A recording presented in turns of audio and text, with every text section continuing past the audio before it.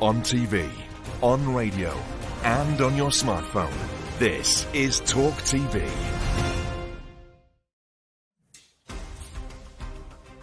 Tonight on Piers Morgan Uncensored, with me, Richard Tice, and Isabel Oakeshott. Yes, it's 2023, but is it really a happy new year after all? Britain's faced 5 days of absolute misery in the most disruptive rail strikes we've seen for ages. We'll go toe-to-toe with a former rail union boss, as there are warnings the strikes could go on for many, many months. And it's not just the trains that are in chaos. The NHS is in crisis, with reports that as many as 500 people a week are dying because of delays in emergency care. So, is it time to get in the army to sort things out once and for all? I would like to get my father back. I would like to have my brother back. Does he really mean it? Or is this just yet another cynical, massive, money-making exercise for Prince Harry at the expense of his beloved family? We'll debate that later in the programme. Live from London, this is Piers Morgan Uncensored with Richard Tice and Isabel Oakeshott. And a very happy welcome to the first Piers Morgan Uncensored of 2023 with me, Richard Tice, and Isabel Oakeshott, taking control this week whilst Piers finishes his festive holidays. And given the state of the way the country is in, we can completely understand why he's not exactly rushing back. Now, a new year, it's about new starts, surely, drawing a line under the bad stuff that happened last year, and hopefully feeling a bit optimistic about what's to come.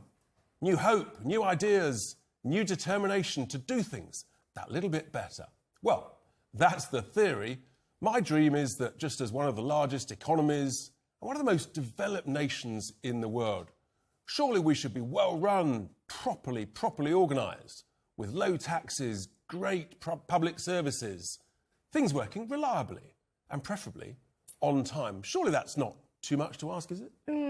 Yeah. It feels like that is a pretty distant hope right now. Now, look, I want to be optimistic about 2023, and I'm sure we are going to find some things to look forward to, but it really doesn't help, does it, when the first day back at work is marred by yet another train strike.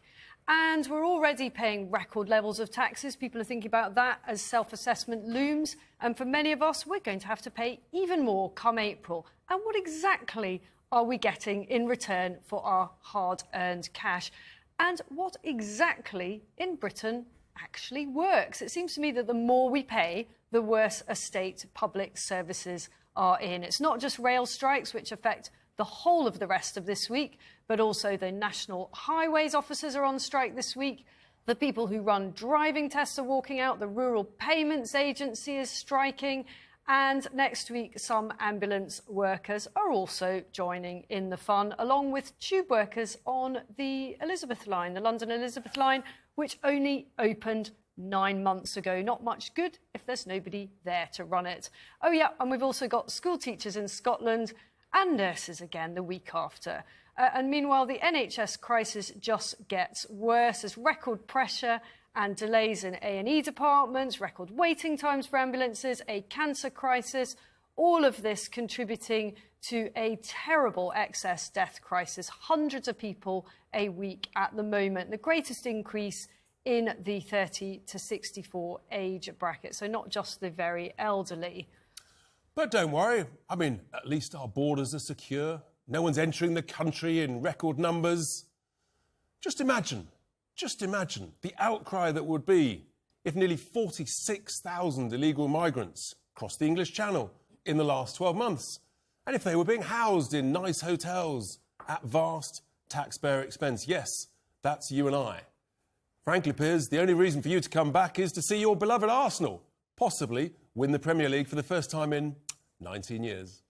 Now, look, I do keep telling you to stop being so negative. We're trying, but it's not easy. That is a very, very negative intro to the whole thing. I don't think people want to start the new year listening to a giant whinge fest, so we're going to try hard not to do that. Have you got anything positive to say? Actually, I have.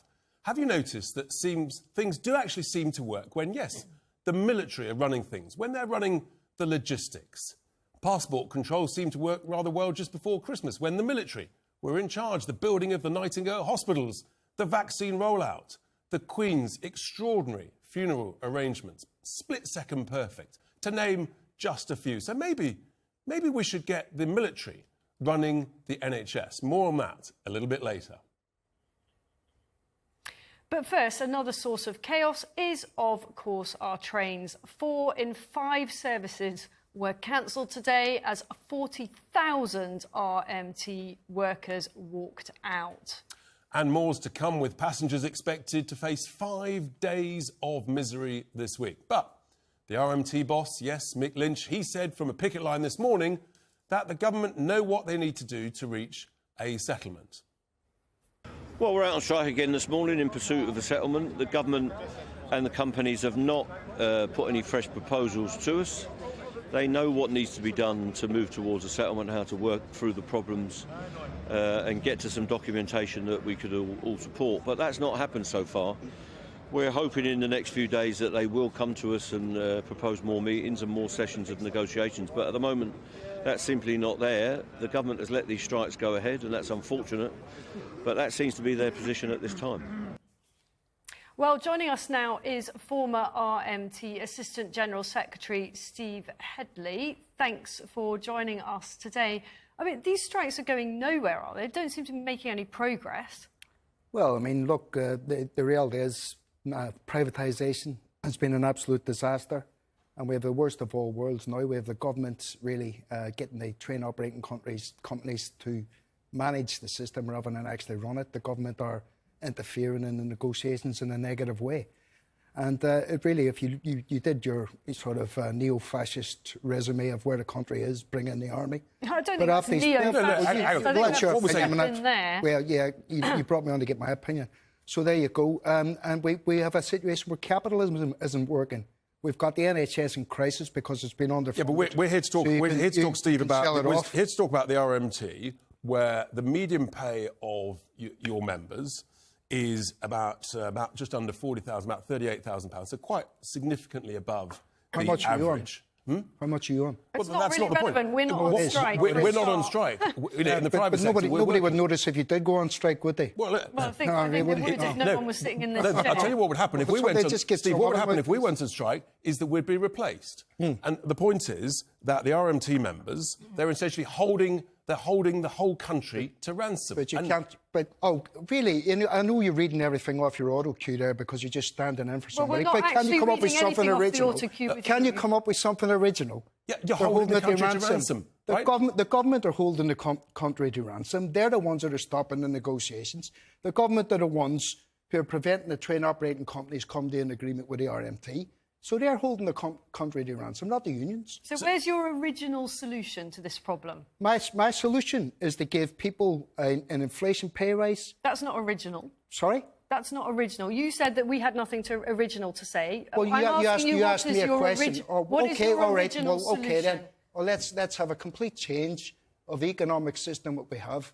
Let's have workers' councils take control in the country. And see how your army get on then. That's communism. No one wants communism in this country. Is that original enough? No one wants communism in this country. Realistic. What we want is our public services for which we're paying ever higher taxes to work properly. So we've got the sort of the variation of a British fascist party rolled out in front of us who want to bring in the army. Sorry, unfortunately, the army can't run the railways, can they? Well, we didn't actually suggest the army Well, you did. But you were reading it off the auto cue. You couldn't come up with an original idea, could you? I was listening. If you were listening, you would have heard that the context of the army suggestion was the NHS. Although I have to say, I suspect that the army would do a better job of running the railways than is being done right now. I suspect Colonel Blimp could do a better job than you two reading out off the auto cue. Let's try and be positive, shall we, Steve?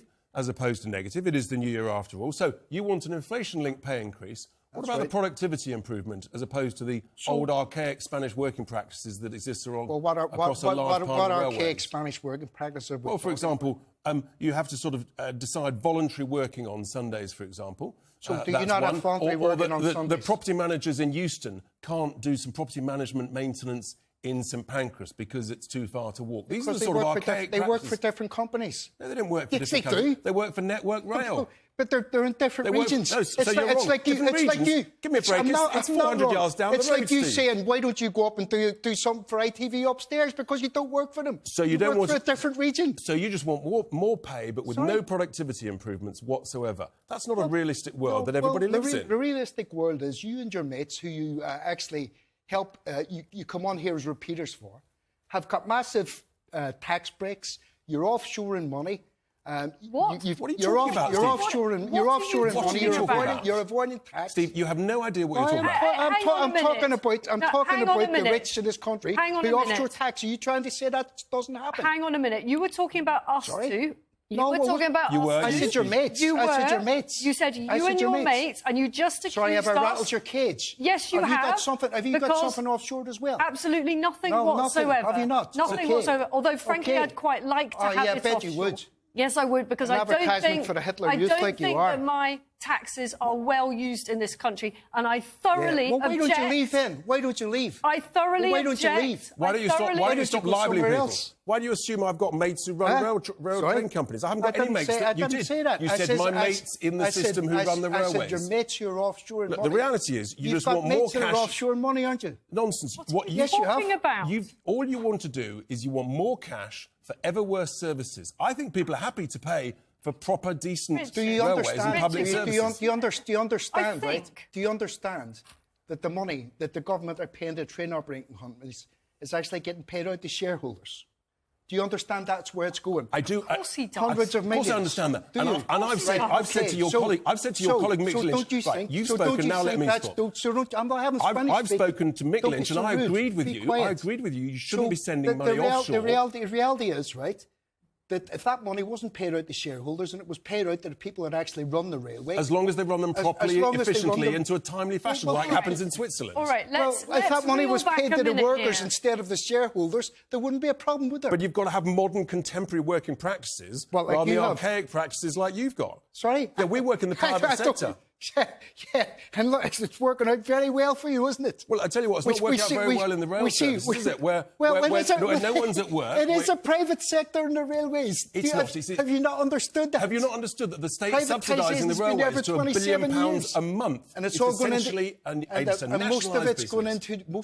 into the pocket of I shareholders. want to help you find a solution. Oh, you But seem like it. I do, but you don't seem to want to talk about productivity, let's- do you? well, You don't want to talk well, about some let's- modern so- day practices Mod- that helps the Look. industry. No one else in the UK has Let guaranteed. me know when I can speak. Well, I'm just asking you a question. You Let me have know when I said can quite speak. a lot, Right. I would You've made all say. sorts of You've asked me on allegations. here to explain my position, but you're not giving No, me the what chance. you've Okay. actually done is would you, sat would you there- like Would you like me to speak? I'm Can not I sure answer? what's. Frankly, I'm not sure what's Answer. going to come out of your mouth because Well, you, we're in a you similar sat here, situation. You We're in a sat similar there, situation, you aren't we? sat there What's and going to come out of accused your me. mouth? You I sat- see that it's up there on the auto cue. You Oh. sat there and you're unfortunately not the auto cue. You sat there and accused me of being an advert for the Hitler Youth. How do you justify that? Well, because That is downright offensive. You're an absolute fascist, right? You're just ridiculous. It's actually quite laughable. You sit here. You sit here. Listen, you sit honestly, here. this is actually a joke. You It is sit actually here. a joke. If you It's a think joke. that you're You're like good... Borat and Ali G. You're an embarrassment for your industry. You're an embarrassment for unions. I'm not here. How can I'm you not here justify representing yourself? an industry. It's actually What do you laughable. It really is It's laughable. You Someone come on here and read out an auto cue and get paid thousands of pounds. I And you're think- asking me Steve, how I justify I myself. think you've dug your own grave. I think, Yeah, we'll, well, I think okay. we'll move on. Yeah. Thank you very much. right, well, thank you. It's been an absolute for pleasure. joining us. I don't think it has it? Thank you. Thank you, Steve. Next tonight, should employers have to give a proper justification as to why workers are not allowed to work from home? That's the call from a Conservative MP. Should we really be making it easier for people to work from home when an economy is on its knees? We'll be debating all of that and, of course, our reaction to that extraordinary chat with Steve Headley. Dear, dear.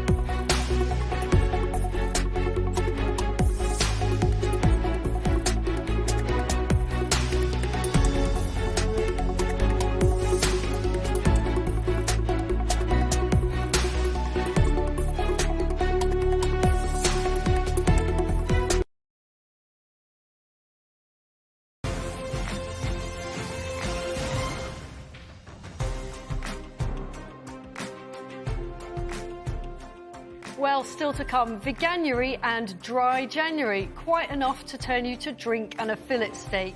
Should we actually take part in these things when pubs, butchers and farmers need our support in the cost of living crisis? We'll be debating that one shortly. But actually, we've just got to take a breather because that was quite a punchy start to the new year in terms... I mean, that's my first interview in the new year. And all Steve wanted to do was to throw, frankly, libelous allegations at the pair of us. Yeah. And he didn't really want to discuss the essence, the substance of the issue, which is how do we get through this issue with the rail strikes? Well, he had no original solutions. So his whole thing was, you're not original, you're just reading this. I mean, obviously we weren't reading an interview with him and then chucking out this wild stuff. Offshore money, Hitler Youth, mad fascists. I mean, just completely bonkers. But in all my years of interviewing people, I have to say, I have never come across a character like him. And I actually found him quite offensive. He was offensive, he was libelous, he was a full-blown communist. But the reality is, he didn't want to talk about the substance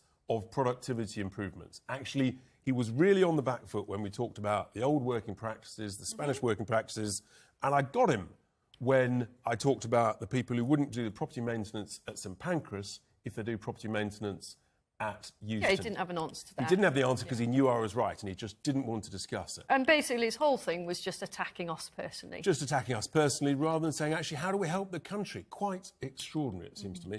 Anyway, there we are. Not a bad start to Piers Morgan Uncensored in 2023.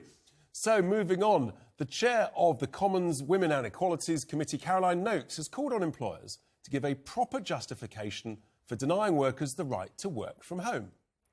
But as the economy is on its knees and so many people are suffering mental health issues, I just wonder whether working from home is really a force for good.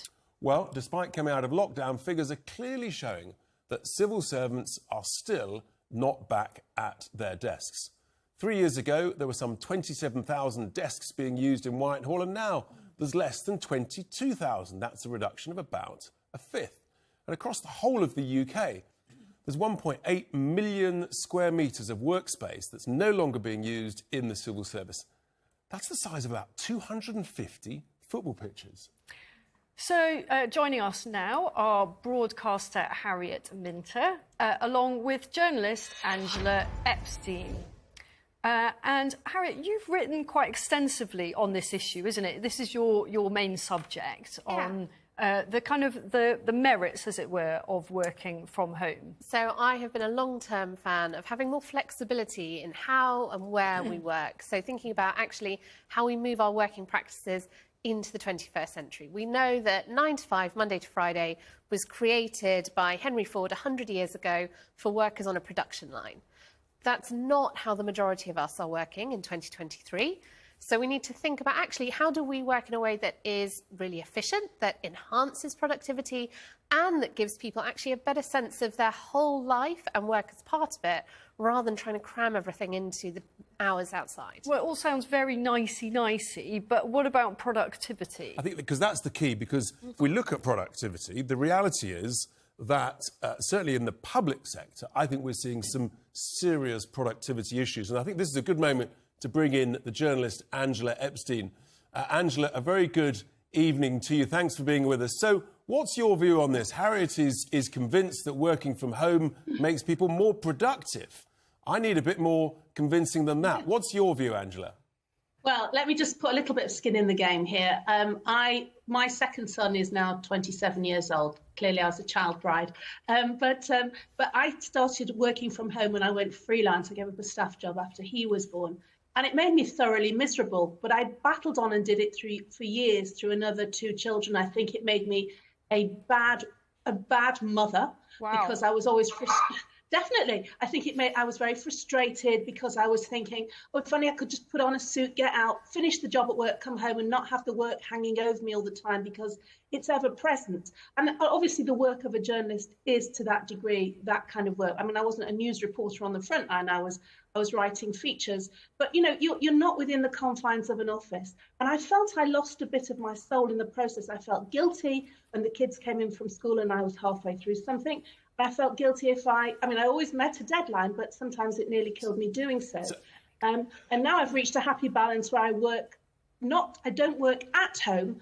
Home is my base, but I also go into offices to do some of my work. I travel for work, and it's taken me a long time to get that balance too. But I think there's so much that people lose out on when they work from home. The social scale. I mean, we've talked about the economy, obviously, and the footfall for businesses that lose out from all the traffic of people using their facilities. But I think as individuals, I mean, I would hate it if my children, the next generation in their 20s and whatever, work from home. I think you miss out on the social skills, the productivity, the ingenuity, the imagination, the sparking off of ideas, all of those things. Yeah, well, Angela, I was so interested in what you said there about working from home making you a bad mother. I mean, that's quite a divisive thing to say. I have to say, as a mother of three, I understand why you're saying that. I mean, children, especially when they're little, they seem to have a kind of magnet. Whenever you're on that laptop, they come right to you, don't they? And make your working life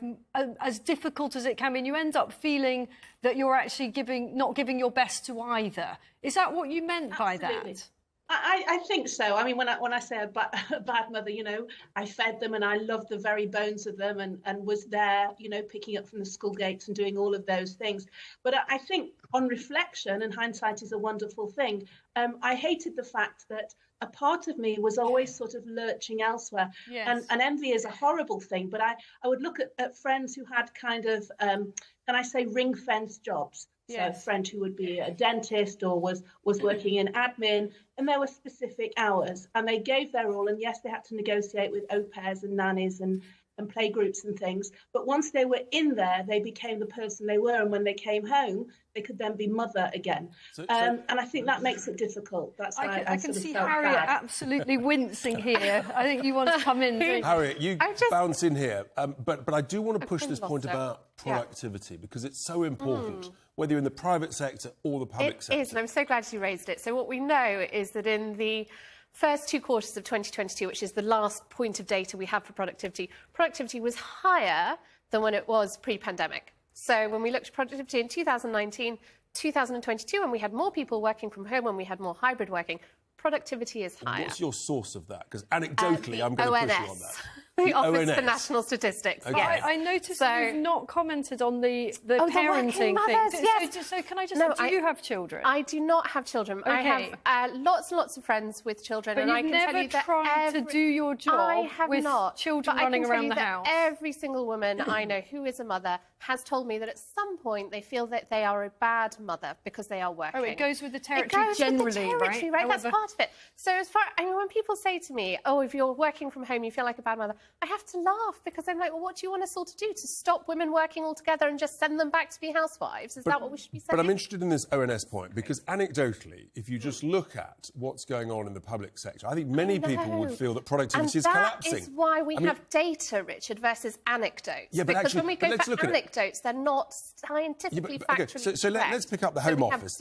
Right, but so you've got the Home Office where there's about 62% in December were in the office. Yeah. You've got a situation where the Home Secretary admitted that the caseworkers on the illegal migrants across Channel, they're doing 1 case a week, quite possibly working from home. You've got DWP let's just separate this out. So we've got caseworkers doing 1 case a week, which they accepted, which they all accept but we don't know the two are connected, and that's why we look for the data. You see, where we question it, where we don't say, oh, they're working from home, therefore they're not doing the work. But let's take passports. We look at them and say, why is it? Why they're only doing 1 case a week? Why is it so complicated? Why is it so hard? Well, maybe let's look at passports, for example, and we know that actually getting a renewal of a passport became increasingly difficult over the last 12 months when the passport office were working from home. Because people were not productive, or did it become difficult because they didn't have the technology and the system set up to do it properly? Now, that's a different thing. If we're saying that actually our government is not set up for work in the 21st century... so you're agreeing with me that the public sector is less productive? No, I'm not. I'm saying if that was the case, and please do show me the data, not the anecdotes,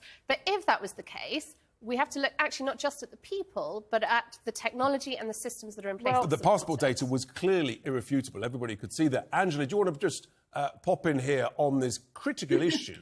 As a business person myself, I'm very focused on productivity, and I just think it's collapsing in the public sector, where there's a lack of accountability.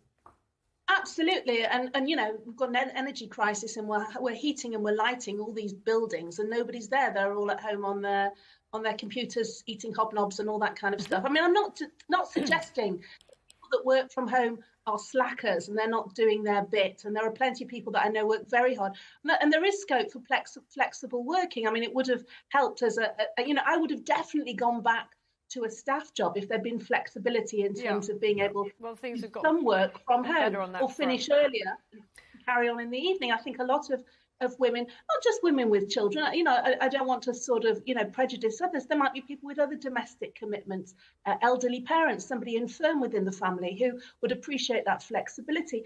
But I think what we miss out on here, productivity is a response to our humanity. We're human beings. When we work well, we work with others, we do more, we produce Indeed. more. When we're happy in our work, we do our work better. Indeed. And we're not Thank you. distracted. Thank you so much, Angela, and thank you very much, Thank you, Harriet. I mean, maybe there's a sort of a hybrid where we could all agree that actually maybe if you're sort of reading or some boring, dull report, you might best do that at home, or writing a report. There's a sort of hybrid, maybe 3.5 days in the office and a day, 2 days a week working from home. I mean, the kind of the flip side of this, and I think the hybrid thing is quite attractive, is if people begin to feel under pressure that they should be able to work from home. And I do think that Angela made a really important point there about parents. Look, it's really hard to work from home. When your children are little, you do end up feeling like everything's just an absolute mountain to climb. You're parenting poorly, you're not working properly because you can't concentrate, and it would be pretty bad if it got to a point where we fetishise working from home so much that actually parents of young children are feeling forced into that setting. And then you get more stressed and under more pressure actually from your employers, from your bosses. And we're full scale back into the mental health thing. Back into the whole mental health thing.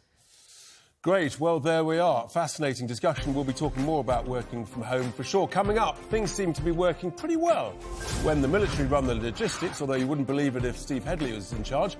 Passport control, that was working well. Building the Nightingale hospitals, the vaccine rollout, the Queen's extraordinary funeral arrangements, to name just a few. So is it time for the military to solve the management crisis in the NHS? We'll debate all that coming up next.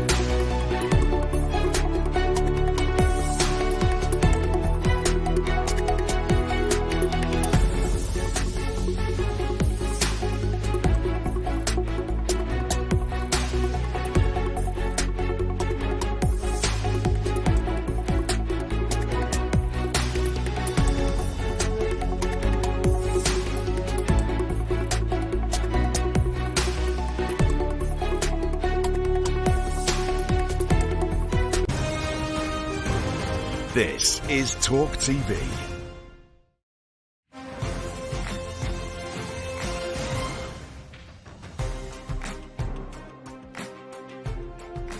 Well, still to come tonight, the fun police are encouraging us to take part in Veganuary and Dry January after overindulging over Christmas. Well, I don't think I did. Maybe you did. Maybe I did. Is it really what we should be doing when so many businesses are struggling? So we'll be discussing that shortly. But first, of course, it's a new year, but reports of a crisis in the NHS are sadly nothing new. Health Secretary Steve Barclay has been blaming high cases of flu, COVID and fears over strep A for what he's called the massive pressure the NHS is facing over this period. But isn't this all just feeling a bit like Groundhog Day? I mean, every year in the country, the media spend the whole of January reporting about a crisis across the NHS, our hospitals, and always lay the blame at the feet of the government and a lack of funding. So the question is it time we bring in the army to help with logistics and help get things back on track? Well, joining us to discuss this is former chairman of the British Medical Association, Chand Nagpal, along with British Army Commander down the line, Colonel Richard Kemp. And a very good evening to you, Chand. Yet again, we've got a winter crisis. This feels as bad as ever, but every winter we hear it's as bad as ever. And the NHS has never had more money. So what's going wrong? I just wonder whether actually you've got the doctors and the nurses and the consultants trying to do a brilliant job on the front line, but are constantly let down in the back office by the management. Look, we've, as you said, been in crisis for a long time. In fact, I remember before the pandemic hit us, in about December, January 2020, I was doing interviews about the crisis then. If you remember, there was also the Red Cross were drafted in. Yeah. So we've actually had many years of the NHS trying to provide a service without the infrastructure of doctors, nurses, beds, community facilities that we have actually needed. But what's different this time is the scale and magnitude of what is an incredible pressure with a backlog of 7 million patients waiting for treatment. And there's also another hidden backlog, which we don't talk about. I'm a GP, and it's a backlog of suffering. It's about people who don't come into the statistics of needing an operation, but children waiting a year for a mental health assessment, people with diabetes, rheumatoid, who are waiting a year to see a specialist. And the suffering is horrific, but we know waiting lists are they're record highs. Yes. Spending is at a record high. So you've got to say, look, it's not working under the current system. Something needs to give. Something needs to be reformed. Where can we bring in extra help urgently? It's not just a question of taking years to train the staff. And so I want to bring in Colonel Richard Kemp, former British Army Commander. Richard, a very good evening. Thanks for joining us. Look, we've seen in other walks of life the military be superb at organising things, logistics. We know in the NHS, for example, one of the crises we constantly hear, and Chand may have hopefully agree on this, is that too many people are sort of blocking beds and not getting through the system. Could the army play a useful role in the logistics of getting a flow-through faster of patients into A&E, through A&E, into the hospitals and back out, preferably to home? Pretty much as well. The army is sorting everything else out for the country at the present, so let's bring them into this, might as well. To be honest, I think, you know, the armed forces exist to defend this country, but they also have a core role of standing in or providing support for the civilian authorities when the government deems that's necessary. And if it does deem that's necessary now, then let them do it. I'm sure they can bring a lot to the party. During the COVID crisis, they played a major role in helping the NHS to plan and organise a pandemic that they hadn't faced before. And that was, that was an important function. So they could do that now. They could certainly do that now. It's not the answer. I mean, the answer is for the NHS to sort itself out or to be sorted out somehow. And the armed forces are not. They don't exist just to put sticking plasters on government to other government departments that don't work properly. I want to bring Charm back in here because you referred to the huge backlog which was linked to the response to the pandemic. Yes. I mean, the BMA had to play its part in that, though, didn't it? You say you're a GP. One of the reasons there is such a backlog is because there was not good access to GP services during the pandemic. Your members are responsible for that partly, are they not? No, I wouldn't say that at all. In fact, we and myself as a GP followed, in fact, the instructions, the directives of NHS England. It was NHS England who actually told us that we should not be spreading the infection in our waiting rooms. Well, you could have pushed back on that, couldn't you? You could have pushed back, and you chose instead to repeatedly endorse the whole online appointments thing, which of course works for some people, but was pretty catastrophic for others. But, you know, the ultimate issue we have in the NHS isn't about what may or may not have occurred during the COVID pandemic, although that, of course, has made things much worse. But what we've seen over successive years before the pandemic is a downgrading of our infrastructure. And, you know, when you just look at the facts, we have about 45,000 fewer doctors compared to OECD averages. Germany has 4 times as many hospital beds per capita. France, 3 times as many. So in fact, we don't have capacity. Yeah, but I'm going to pick you up on there because actually the OECD spending, the UK is almost bang in the middle of average spending per capita, which is the right measurement to use. So that seems to prove that you're right. The data clearly shows there's not enough doctors per thousand, nor nurses, nor beds. So therefore, where's the money going? And my concern is the money is going to ever more layers of bureaucracy, bloated management that's actually blocking things. And that's why I think it may be useful to bring in another pair of eyes to help out. We all want this great public service to work smoother, faster and with better outcomes. Look, we all want the NHS, and I want the NHS to be as efficient as possible. But I think that when you look at current spending, which includes the spending during the COVID period, including the 37 billion spent on test and trace, that's not the same as what has occurred in the last 10 years, where the UK has spent, according to the Nuffield Trust, about £30 billion less than our EU neighbours. Do you think that 37 billion on test and trace was money well spent? No, I don't. I really don't. I mean, I don't need to rehearse all the arguments. It really was a huge sum of money that did not achieve what it should have done. OK, and to ask a really difficult question, is the NHS, as it currently is it fit for purpose? I think, and I actually really believe that the NHS, if it was given the right infrastructure, would be fit for purpose. And I'll tell you why I say this. That's not what I asked. I asked is it fit for purpose now? At the moment, it's certainly not delivering on the population's needs. But I'm very... So it's not fit for purpose? No, I didn't say that. It is fit for purpose as a system. And I remember, I've been a GP for 30 years, and I remember when I was telling patients that the standard for them was to actually wait 18 months for a hip operation. That was the standard of the NHS. I saw the investment during, it was actually Tony Blair's term, and it went down to 18 weeks. Yes, so what it proves is that give us the right resources, we can deliver But one of the reasons for that, actually, and you're quite right about that, is that they use the private healthcare sector much, much more than is currently the case. Just before we finish, I just want to go back to Colonel Kemp, because this issue of, Chand accepts that things are not working as they should. Just what sort of capacity might there be within logistics or engineers for how many months to try and help solve some of the blockages? That feels to me such a critical short-term issue. Well, I think the armed forces helped during COVID, and one of the major, it wasn't just manpower, it wasn't just providing people to do jabs or to take tests, but one of the major issues was organisation. The armed forces know how to organise in the event of a crisis.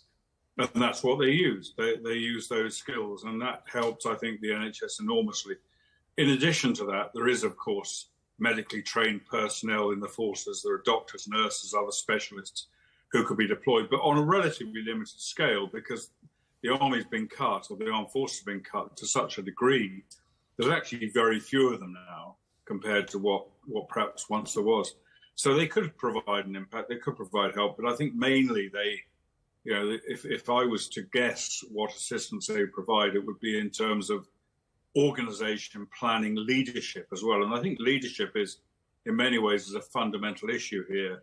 The armed forces is pretty good at leadership. Obviously, there's a lot to be desired in some respects. But I think one thing that seems to me to stand out about the NHS is a lack of leadership. You've got too many people who are being paid too much money to be directors of diversity or of lived experience, and not enough people actually.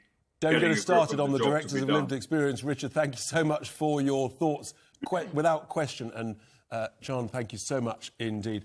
I think that's the point, though, what Colonel Kemp says about leadership and looking at it from afar and coming in and saying, right, we should do this and this and that.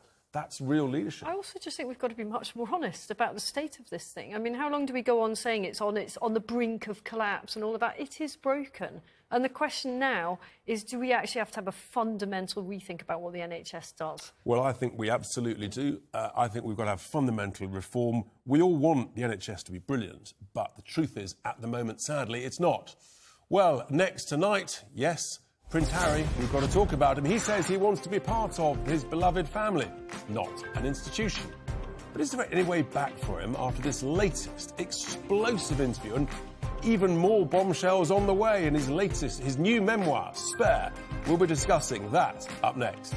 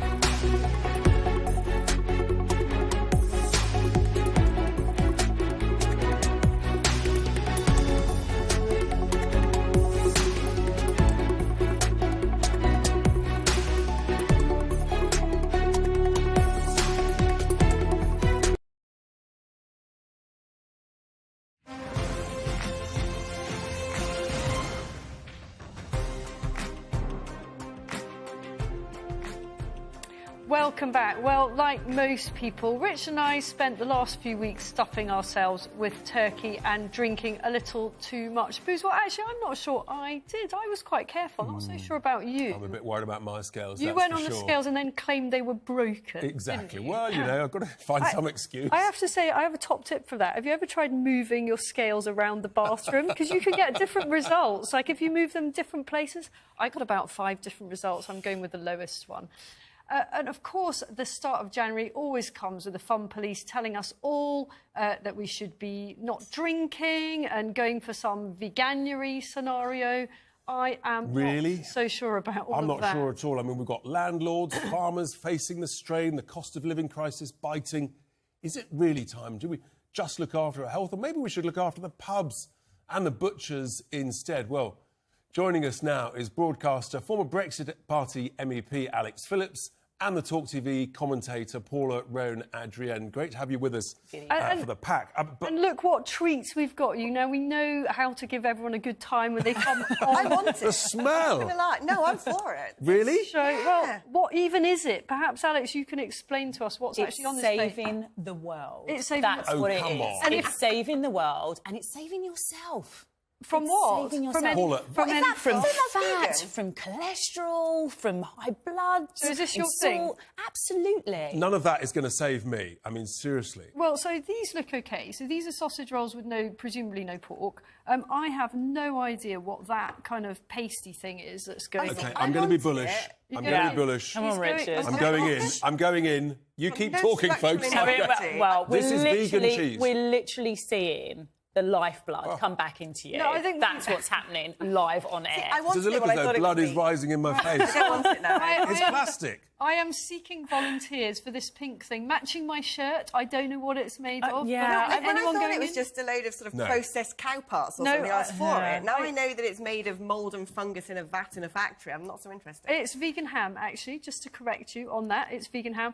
Right. Have you ever looked up how they make vegan food, though? It is genuinely moulds and fungus and all sorts of weird swill. Oh, now you tell me. I've just eaten some of it. I know. But it's also about sustainability, though, on a serious note. It's about sustainability. It's about us trying to find new ways in which we're going to keep the planet alive and ourselves. Yes, because we're not going to starve to death. Thanks to climate change, etc., we're not going to be seeing masses of refugees coming across the channel because we've got crickets now that we can eat. We've got ants we can eat. Paula, what's more sustainable than a wonderful, wonderful beef herd of Aberdeen Angus creating delicious meat when they're grass-fed? She has just set herself up for something here because she started talking about insects and things. So next time, I have to say, we will have a plate full of insects for you.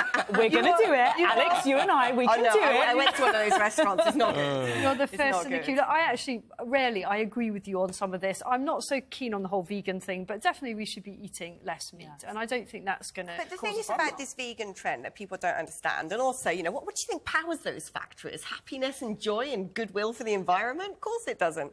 Wind. The thing is about stuff like... it gives you wind, I'm sure. And when it's what... yeah, exactly. That'll give me plenty of wind later on. The thing is about these trends...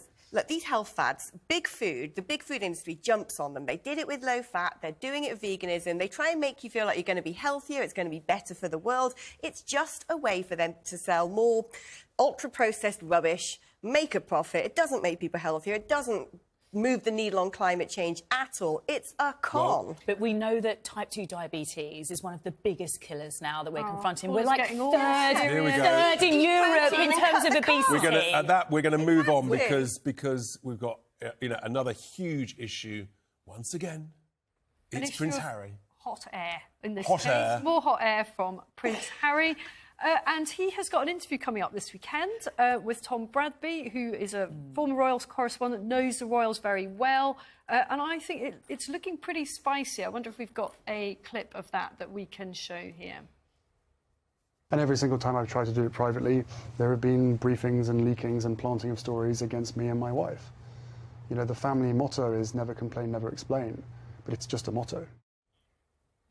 That wasn't Tom Bradby, was it? In any case, I think that the Bradby interview is going to be pretty punchy. And it's Sunday, it's yet more whinging from Harry. Now, Paula, you're inclined to be sympathetic, aren't you? Tell us why. Well, I just want to focus on that word that you use, the adjective of describing what we're going to be hearing on Sunday evening. You said whinging.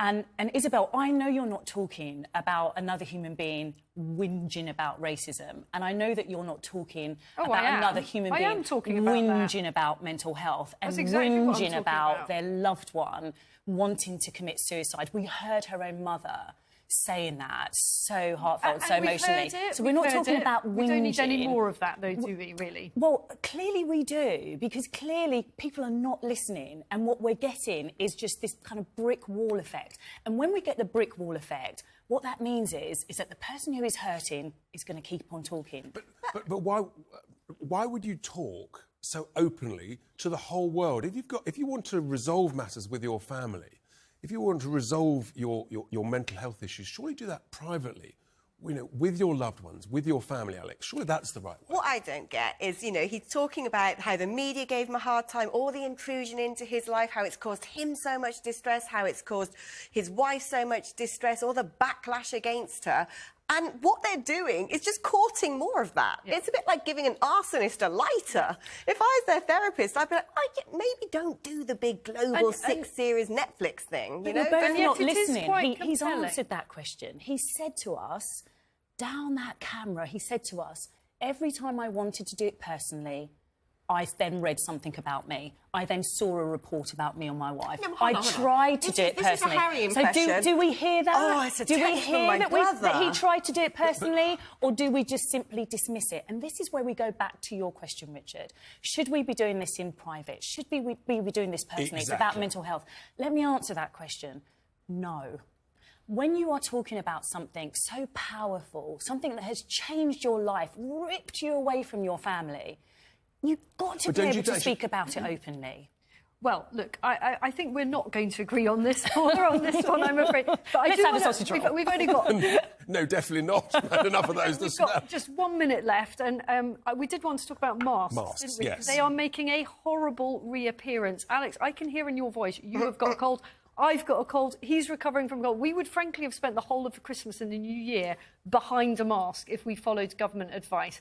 Paula, you on for masks? Or... Absolutely. I got a text message from my GP this morning asking me if I'm going to come in, wear a mask, and I'm going to wear it because the NHS are asking me to, and that's our responsibility. What, so you just follow blindly? But our responsibility. Our responsibility is to follow the evidence, and there's no evidence globally whatsoever that ordinary masks make any difference. It didn't help people in Germany. It didn't help us with the Omicron variant.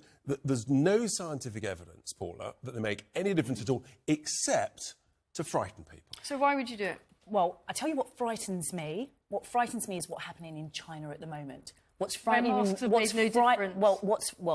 They had lockdown, and everyone complained about that. They've lifted lockdown, and look what's happening. And what's frightening me... the lockdowns don't work, but let's keep on masks. What's frightening me is what's currently happening in the NHS. We are being told that the NHS cannot cope. We are being told 500 people a week, 300 people a week. We're being told COVID it's worse now than COVID was. Let's help the NHS. And if they say wear a mask, we wear a mask. Alex. I was going to say, what frightens me is I've got such limited capacity in my facial hydraulics as it is. If I stick a mask on myself, you're going to have to give me CPR on the table. I can barely breathe right now. I mean, don't stick anything more on my face. I think I need a mask from that vegan stuff. Well, that's it from us. We're going to be back tomorrow. Whatever you're up to, make sure it's uncensored. Let's try Good night.